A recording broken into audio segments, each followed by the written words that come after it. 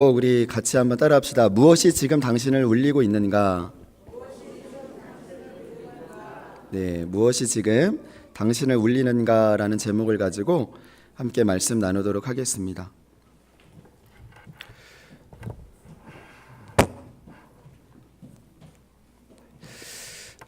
어제 이제 주일날 김은영 권사님의 신앙 간증 영상을 이렇게 보고 또 들으면서 어릴 때부터 이제 큐티를 하고 말씀 안에서 이제 자녀를 키우려고 했는데 사춘기가 되니까 이제 종잡을 수 없이 그렇게 삶이 이제 망가지더라는 것입니다. 그래서 너무 이해가 안 가니까 하나님께 이해가 너무 안 가는데 왜 그 아들이 심하게 사춘기를 겪어야 되나요? 이렇게 이제 기도를 하시면서 질문을 드리시고 이제 묵상을 하셨다고 합니다.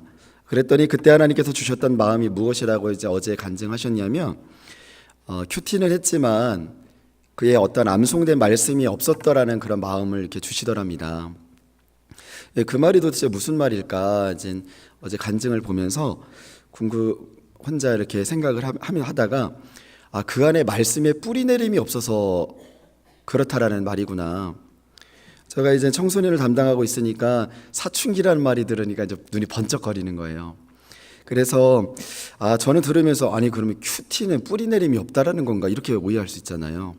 근데 그것이 그만큼 말씀의 암송이든 아니면 큐티든 무엇이든 말씀으로 홀로 설 수 있는 내 마음밭의 말씀에 뿌리 내림이 없기 때문이구나. 청소년들 아니면 사춘기들이 그러지를 못하니까 제대로 서 있지를 못하더라는 것입니다. 우리도 마찬가지 아닙니까? 우리가 말씀을 이렇게 듣지만 얼마나 내 마음밭에 말씀의 뿌리 내림이 내리고 있는가. 그리고 길가밭, 우리가 너무 잘 알듯이 자갈밭, 그리고 또 가시엉겅퀴밭, 그리고 옥토밭. 나는 어떤 마음밭으로 말씀의 뿌리 내림을 심으려고 또 이 자리에 앉아 계시는가 한번 생각해 보셨으면 좋겠습니다. 이 새벽에 나와 있지만 들으면 그냥 나가버리는 그런 돌짝밭이나 아니면 길가밭이 아니라 또 세상의 염려 때문에 걱정 때문에 아니면 근심 때문에 그 가시밭처럼 어느 순간에 나의 어떤 믿음의 성장이 멈춰버리는 그런 밭은 아닌가. 아니면 나는 지금 말씀에 잘 뿌리를 내리고 있어서 쑥쑥 성장하는 그런 옥토밭은 아닌가. 우리 모두가 마음밭이 옥토밭이 되므로 말씀이 우리 영혼에 뿌리 내리는 복된 시간 되기를 주님의 이름으로 축원합니다. 갈수록 믿음이 더해지시고 갈수록 사랑이 더해지시고 아멘.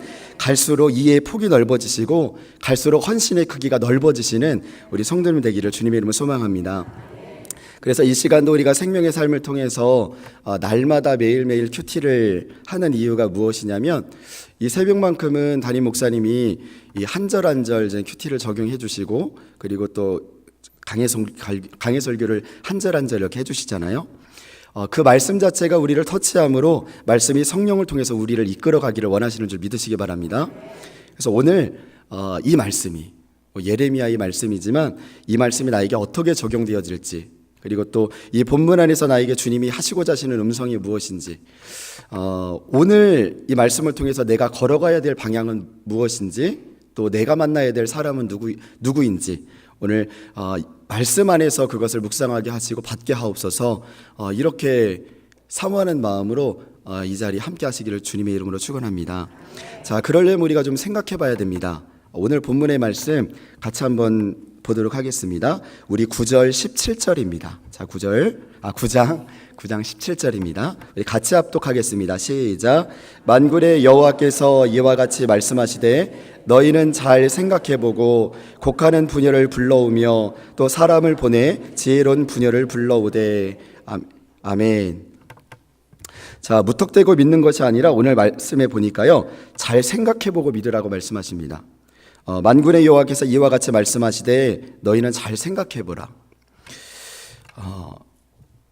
그럼 말씀을 생각하라는 것이 무엇이죠? 의심하라는 건가요?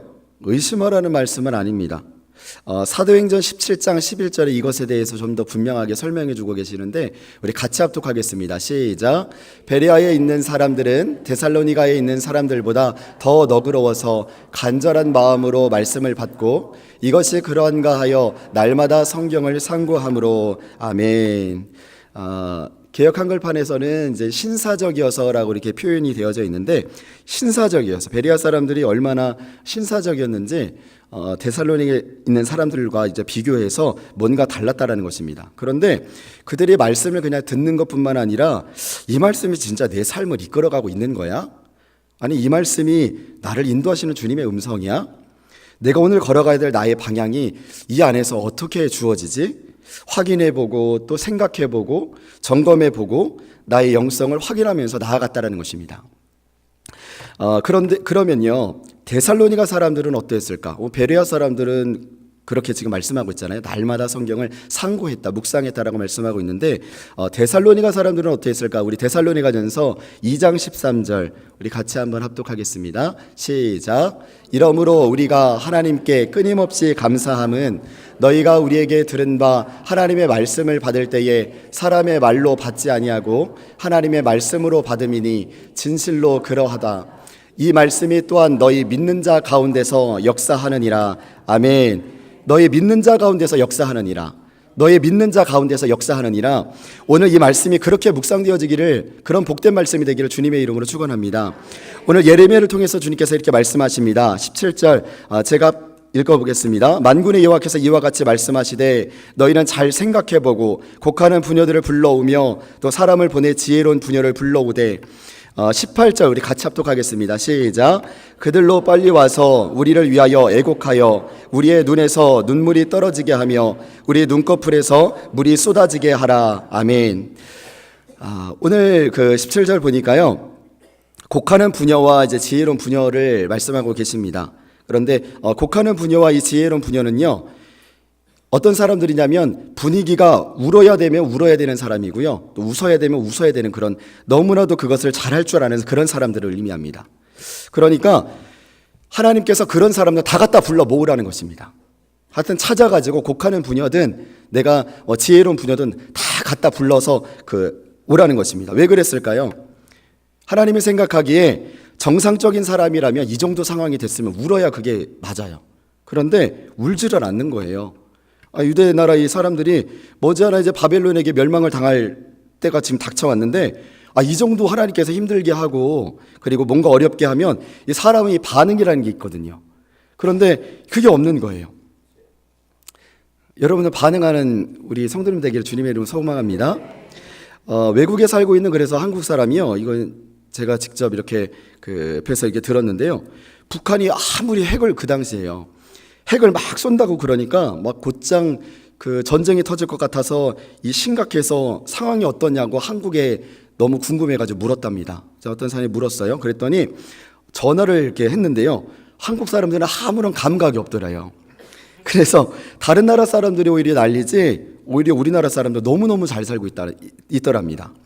왜요? 핵이 날라오면 사드로 막으면 되고 하여튼 모든 핵을 다 하나님이 막아주실 줄 아는 믿음이 있어서 그런지 무서워하지는 않습니다.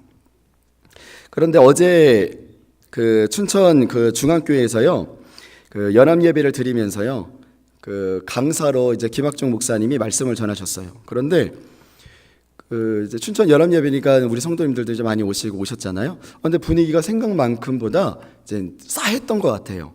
제가 앞에서는 서보지 않아서 잘 모르겠지만 그랬더니 김학종 목사님이 좀 당황을 하셨나 봐요.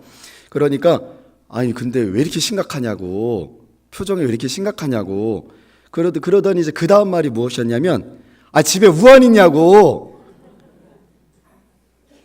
여러분 없으시죠? 그렇게 심각하게 이제 표정을 이렇게 지니까 그렇게 말씀을 전하시다가 이제 본인이 이제 또 유튜브에 있는 어떤 영상 이야기를 하셨어요. 그랬더니 어떤 장애인이 이제 기가 막히게 노래를 부르더랍니다. 그런데 무려 이제 조회수가 245만 명이 이제 넘어섰대요. 그랬더니 말씀을 듣고 있는 이렇게 하시는 우리 성도님처럼 그렇게 반응을 해줘야 되는데 아무도 놀라지를 않더래요. 정말 아무도 놀라지를 않아요. 어제 보니까요. 그랬더니 이분이 도리어 본인이 놀란 거예요. 그러더니 춘천 사람들이 놀라지도 않는다고. 그러면서 이렇게 놀라지들 않는 거 보니까 자기가 너무 놀랍다고 이제 이야기를 하시는 걸 이렇게 들었습니다. 여러분, 이 사는 시대는요, 놀라지 않는 시대예요. 웬만해서는요, 놀라지 않습니다. 슬픈 얘기를 들어도 울지도 않고, 깜짝만 난 그 소식을 들어도 뭐 놀라지도 않고, 뭐 과거에는 지존파 얘기만 들어도요, 진짜 뭐 그거 하나만 터져도 말세다 주님 오신다 그 난리를 쳤는데, 지금은 뭐 토막 사건 하나 나와도 그냥 한번 부르고 나서 채널 한번 싹 돌리면 끝이에요. 감각이 없어요. 무감각한 시대. 하나님이 이 당시에도요, 그렇게 잘 웃기고 잘 우는 사람을 동원해서라도요, 하나님은 이 유대 나라 머지않아 바빌론 나라에 멸망하게 될 것을 예언하시면서 그들이 울기를 원하시는 거예요. 울리기를 원하시는 것입니다. 우리 18절 같이 한번 합독하겠습니다. 자, 시작. 그들로 빨리 와서 우리를 위하여 애곡하여 우리의 눈에서 눈물이 떨어지게 하며 우리의 눈꺼풀에서 물이 쏟아지게 하라. 아멘. 오늘 18절에서요, 우리를 위하여 애곡하여 우리의 눈에서 눈물이 떨어지게 하며 우리의 눈꺼풀에서 물이 쏟아지게 하라. 오늘 저는 이제 어제 말씀을 이렇게 묵상을 하면서요, 우리가 어느덧 눈물이 마르고 그리고 쏟아질 물이 없으니까 하나님께서 오히려 이 시대를 향해서 자꾸만 우리에게 울거리를 제공해 주시는 것이 아닌가. 헝가리 여행배가 침몰해가지고 사람들이 죽었어요. 뭐 현대 중공업 뭐 노조가 갑자기 또 막 시위를 하고, 여야 국회는 뭐 늘 그 모양 그 꼴이고, 전에도 뭐 버닉선 사건에 뭐 김학의 뭐 차관 그런 사건들에 들키지 않아서 그렇지 오히려 드러나지 않은 그런 숨은 사건들이 너무나 많이 있는데, 오히려 햇빛이 그 그림자의 어두운 그림자에 비추듯이요, 자꾸만 더 드러나게 하시는 것 같아요. 얼마나 사람들이 무감각한지요, 자꾸만 이 시대를 향해서 주님께서 그 감각을 깨우려고 하지만 깨어지지 않는 시대. 지금 이때의 이 시대와 너무나 흡사한 그런 시대가 아닙니까? 저는 예전에는 참 나 자신을 울 때가 참 많았습니다. 저 자신을 울 때가 참 많았어요. 근데 요즘에는 저 자신을 울 만한 거리가 이제 그리 많지 않은 것 같습니다. 예전에는 이제 아파서 주님 앞에 울고, 또 전셋집 없어서 주님 앞에 울고, 뭐 돈 없어서 주님 앞에 울고, 결혼 못해서 주님 앞에 울고, 참 나를 위해서 울 것들이 진짜 쌓였었어요. 근데 지금은 없지는 않지만 많이 줄었습니다. 할렐루야. 울 것들이, 나를 위해서 울 것들은 그렇게 많지가 않아요. 그런데 하나님 앞에 너무 감사한 거죠. 근데 요즘에는요, 나를 울 것이 없으니까 이제 자꾸만 주님이 영혼을 위해서, 교회를 위해서, 나라를 위해서 울거리들을 제공해 주시는 것 같습니다. 그거 아세요? 주님이 이렇게 말씀해 주시는 이 주님의 음성으로 오늘 이 말씀이 이렇게 들리는 것이에요. 지금 나를 위해서 울 때가 아니고 이제 다른 사람들을 위해서, 교회를 위해서, 이 나라를 위해서 울어야 한다는 마음들을 주시는 것입니다. 성도님들, 우리가 이를 위해서 울지 않으면 주님은 어쩌면요, 다시 나를 위해서 울게 하실 수도 있습니다. 이게 얼마나 슬픈 일입니까? 우리가 나를 위해 울지 않고 다른 사람들을 위해, 교회를 위해, 이 나라를 위해 울 수 있는 눈물이 있기를 주님의 이름으로 소망합니다. 자, 우리 19절 우리 같이 한번 합독하겠습니다. 시작. 이에 시온에서 통곡하는 소리가 들리기를 우리가 아주 망하였구나, 우리가 크게 부끄러움을 당하였구나, 우리가 그 땅을 떠난 것은 그들이 우리 거처를 헐었음이로라 함이로라. 아멘. 여러분, 시온은요, 대표적인 유대 나라의 그 중심을 이야기합니다. 다시 말해서요, 나라를 위해서 애곡한다는 소리가 들린다는 것이에요. 망한 나라를 보면서 우리가 우는 우리가 아니라 이 나라 망하기 전에 우리가 울 줄 아는, 누군가를 위해서 울 줄 아는 우리에게 눈물이 있기를 간절히 바랍니다. 여러분, 그렇다면 우리가 나를 위해서 울지 말고 내가 이 나라를 위해서 울라라고 주님께서 오늘 말씀하시는데, 이 새벽에 무엇을 가지고 우리가 주님 앞에 울어야 될 것인가? 자, 첫 번째 따라합시다. 죄를 위해서 울자. 자, 우리 21절입니다. 우리 같이 한번 합독하겠습니다. 시작. 사망이 우리 창문을 통하여 넘어 들어오며 우리 궁실에 들어오며 밖에서는 자녀들을, 거리에서는 청년들을 멸절하려 하느니라. 아멘. 오늘 말씀에 보니까 창문을 통해서 무엇이 넘어 들어왔다라고 말씀하고 있습니다. 무엇이라고 말씀하세요? 사망이 창문을 통해서 넘어 들어왔대요. 무엇이 침투하는 거 봤더니 그 사망은 죄의 값은 사망이요 하나님의 은사는 영원한 생명이라. 다시 말해 죄를 말씀하고 있는 것입니다. 지금 예전에 저희 집에서요 도둑놈이 들어왔습니다. 그런데 예전에 시골에 살았었으니까 농사를 짓다 보니까 이제 낮에 보통 집들이 다 문이 열려져 있어요. 창호지로 이제 문이 되어 있는 기앗집들도 그 당시에 아직도 남아 있었고, 그리고 저희 집은 이제 과거의 집은 다 무너뜨리고 다시 새로 지어서 했었던 집이었습니다. 그런데 그 틈을 타서 집에 도둑놈이 들어온 거예요. 낮이었죠. 근데 이제 일을 열심히 하시고 낮에 문을 열어놓으니까 왔다 갔다 참 먹고 뭐 하고 이렇게 왔다 갔다 하니까 문을 열어놨는데 집에 딱 들어가는데 뭔가 느낌이 이상하시더래요. 그래서 발을 딱 들어갔는데 저기 거울에 보니까 어떤 사람이 거기 있는 거예요. 예, 도둑놈이죠. 근데 저희 아버지가 등치가 또 이렇게 있으세요. 그리고 또 힘이 있으세요. 그러다 보니까 딱 도둑놈 딱 보니까 벌써 딱 소리 지르셨죠. 마! 딱 하면서 이제 나와! 하면서 이제 그렇게 이야기를 하셨대요. 제 생각에는 동네 사람이 아니었을까 그런 생각도 좀 들기는 하는데 그런 것을 이제 말씀을 안 해주셨어요. 근데 우리가 생각하면 누군가 우리의 집에, 내가 살고 있는 집에 침투한다. 이게 기분 좋은 일은 아닐 것입니다. 내가 들어온다는 것은 내가 보호하고 있고 내가 지금 머물고 있는 내 집이 지금 침투받았다는 것이에요. 다시 말해 나를 보호하고 있었던 이 보호막이 무너지고 거침이 쓰러졌다는 것입니다. 창문을 통해서 지금 무엇이 넘어오고 있는데 오늘 말씀에 무엇이 넘어오는가 봤더니 창문마다 사망이 침투한다고 말씀하고 있습니다. 창문마다 죄가 침투한다고 말씀하고 있어요. 자, 지금까지요 그들을 보호하고 있던 보호막이 있었습니다. 근데 그 보호막, 하나님이라는 보호막이 거쳐졌어요. 무너져 버렸습니다. 없어져 버렸어요. 여러분, 느헤미야 시대의 성벽이 무너졌던 것처럼 그들을 보호하고 있던 성벽 자체가 그냥 와르르 마음의 성벽이 무너져 내렸다는 것입니다. 하나님이 그 자리를 떠나셨다는 것이죠. 이스라엘 백성들이요 애굽에서 살아남을 수 있었던 이유는 무엇이냐면 이 마지막 재앙, 모든 애굽의 장자들, 이 첫째 자신의 목숨을 걷어가는 장자를 걷어가는 이 재앙 가운데 유월절의 피, 어린 양의 피를 잡아서 그 피를 문기둥, 물서주에 이렇게 발랐습니다. 이 칠흑과 뜬금함에 놀랍게 그 사망이 그 땅을 덮었을 때 애굽 사람의 집엔 아이고 막 그러면서 울면서 난리가 났어요. 그런데 내 아들이 죽었다고 엉엉 울고 있는 그때에 이스라엘 백성들이 머물고 있었던 고센 땅에는 단 한 사람도 울음이 없었습니다. 왜요? 이유는 딱 하나예요. 피가 발라져 있으니까요. 하나님이 그러니까 그곳을 넘어가셨습니다. 여러분, 죽음이 사망에 침투하려고 왔다가 피가 발라져 있으니까 그냥 넘어가신 거예요.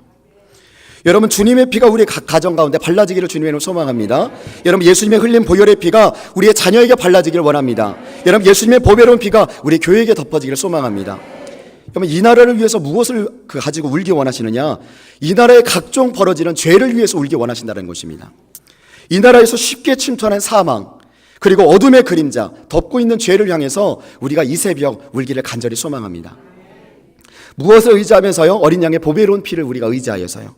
사망이 이 나라를 아무리 침투하려고 하고 무너뜨리려고 하고 자꾸만 우리에게 그 마음의 무감각의 시대를 심어줄지라도 주님의 보배로운 피를 의지할 때, 기도할 때에 넘어가실 줄 믿습니다. 자, 두 번째, 우리 이 나라를 위해서 하나님께서 무엇을 가지고 울기 원하시느냐? 우리 22절입니다. 우리 22절 우리 같이 합독하겠습니다. 시작. 너는 이같이 말하라. 여호와의 말씀에 사람의 시체가 분토같이 들에 떨어질 것이며 추수하는 자의 뒤에 벌어져 거두지 못한 곡신단같이 되리라 하셨느니라. 아멘. 하나님께서 이렇게 말씀하십니다. 우리 따라합시다. 나라의 영혼을 위하여 울자. 네, 오늘 말씀 제가 다시 한번 몽독해 드리겠습니다. 너는 이같이 말하라. 여호와의 말씀에 사람의 시체가 분토같이 들에서 떨어질 것이며 추수하는 자의 뒤에 버려져 거두지 못한 곡식단같이 되리라 하셨느니라. 얼마나 하나님께서 속상하시고 마음이 아프셨으면 사람의 시체가 분토같이 똥같이 그렇게 그냥 뿌려질 정도로 다 그렇게 죽게 하겠다, 멸망하게 하겠다, 그렇게 지금 말씀하고 있는 것입니다. 여러분, 마지막 시대에 우리 믿는 사람은요 영혼을 위한 추수꾼이 되어야 되는 줄 믿으시기 바랍니다. 오늘 주님께서요 추수하는 자의 뒤에 버려져 거두지 못한 곡식단같이 되리라 하셨느니라. 여러분, 추수꾼의 의무는요 곡식단을 잘 걷어가지고 그것을 가지고 양식을 저장하는 것이 그게 추수꾼의 의무입니다. 그런데 오늘 말씀에 보니까 추수하는 자가 그냥 버려지는 것들이 허다하게 많아요. 우리가 추수꾼은요, 복음 전하는 사람만이 아닙니다. 추수꾼은요, 우는 사람인 줄 믿으시기 바랍니다. 그래서 시체같이 널브러져 있지만 그것을 거둘 수 있는 사람이 없는 시대예요. 나의 주신 사람, 또 여러분들이 관계하는 그 사람, 그리고 거두어진 곡식단 안에 나의 사람들이 다 들어와 있는가? 내가 미처 거두지 못한 그런 영혼의 곡식단은 누구일까? 제가 이제 그 금요일 날 안수 집사님 간증을 들으면서 그 권사님은 굉장히 막 속상해 하셨다고 이제 들었잖아요. 그런데 한편으로는 진짜 그 가정에서 안에서 그 모든 살림을 책임지는 또 내무부 장관으로서 얼마나 속상하셨을까 생각이 들면서도 참 이 영혼을 위해서 이 곡식단을 위해서 수고하며 나아가는 이 안수 집사님을 뵈니까 너무 도전이 되더라고요. 내가 그냥 이 자리에 서가지고 말씀을 전하고 있는데 나는 얼마나 그들의 영혼들을 살리고 있나? 그들의 영혼들을 위해서 울고 있나? 많은 100마디 말보다 그들의 영혼을 위해서 한마디 말이라도 울어줄 수 있는 그런 사역자가 제가 되기를 간절히 소망합니다. 느헤미야가 이것 때문에 지금 통곡하고 울어요. 느헤미야가요 1장의 기도의 내용 보면 느헤미야 1장 우리 4절 한번 찾아봅시다. 느헤미야 1장 우리 4절입니다. 손 하나 까딱 안 하시는데 네, 앞에 있습니다. 우리 같이 한번 합독해 보겠습니다. 시작. 내가 이 말을 듣고 앉아서 울고 수일 동안 슬퍼하며 하늘의 하나님 앞에 금식하며 기도하여 5절 6절 같이 한번 합독하겠습니다. 시작. 이르되 하늘의 하나님 여호와 크고 두려우신 하나님이여 주를 사랑하고 주의 계명을 지키는 자에게는 언약을 지키시며 긍휼을 베푸시는 주여 간구하나이다. 이제 종이 주의 종들인 이스라엘 자손을 위하여 주야로 기도하오며 우리의 이스라엘 자손이 주께 범죄한 죄들을 자복하오니 주는 귀를 기울이시며 눈을 여시사 종의 기도를 들으시옵소서. 나와 내 아버지의 집이 범죄하여. 아멘. 지금 오늘 말씀해 보니까요 느헤미야는 자기를 위해서 운 게 아니에요. 자기의 죄를 위해서도 울었지만 내 아버지 집 이스라엘 자손을 위해서 울었다고 지금 말씀하고 있습니다. 6절에 보니까 이제 종들인 이스라엘 자손을 위하여 주야로 기도하오니 우리 이스라엘 자손이 주께 범죄한 죄들을 자백하오니 주는 귀를 기울이시며 눈을 여시사 종의 기도를 들으시옵소서. 여러분 어제 말씀을 전하다가요 그 담임 목사님께서 어제 그 성찬 예배 때 말씀을 전하시다가 제대로 이제 다 앉혀놓기만 제 의미고 막 앉혀놓기만 하는 정신없이 앉혀놓느라고 앉혀놓기만 하고 그리고 이제 있었더니 예배 시간에 얘네들 예배 태도가 너무 엉망이었나 봐요. 막 앞에 그냥 엎드려서 막 그 자고 있었던 애도 있었나 봐요. 그러니까 이제 성찬을 얼마나 속상하셨는지 농담 반 진담 반으로 성찬을 그냥 따로 했으면 좋겠다 그렇게 말씀을 하시는 거예요. 성도님들 너무 죄송합니다. 제가 그 담당하는 중고등 담당하는 목사로 너무 죄송합니다. 근데 변명을 좀 하자면 거기 생짜배기 부신자들이 6명 7명 나오는 애들이 있어요.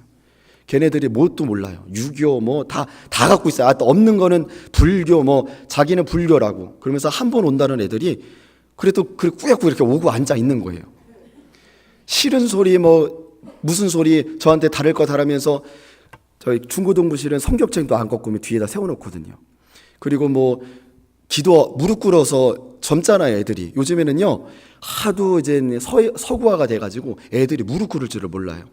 무릎 꿇으면 아파해요. 너무 아파해요. 근데 이것도 훈련이잖아요. 예배자로요. 무릎 꿇으라고 해가지고 하는데 여기 와서 뭐 엎드려 제가 알아봤어요. 도대체 걔 학생 이름이 누구냐 그랬더니 걔네들이에요. 걔네들. 뭐 그러니까 그 얘기를 듣는데 또 어떤 얘기를 들었냐면 너무 충격받지 마세요. 너무 저도 이제 막 너무 화가 나고 속이 상하니까 그래서 알아본 거예요. 알아봤더니 포도주를 해가지고 걔네들끼리 그게 뭔 줄 알겠어요? 짠 하고 마시고 있더래요. 참. 짠. 아유 참 기가 막힌 일 아닙니까? 그래서 세례의 의미를 알고 사실은 성찬을 참여해야 돼요.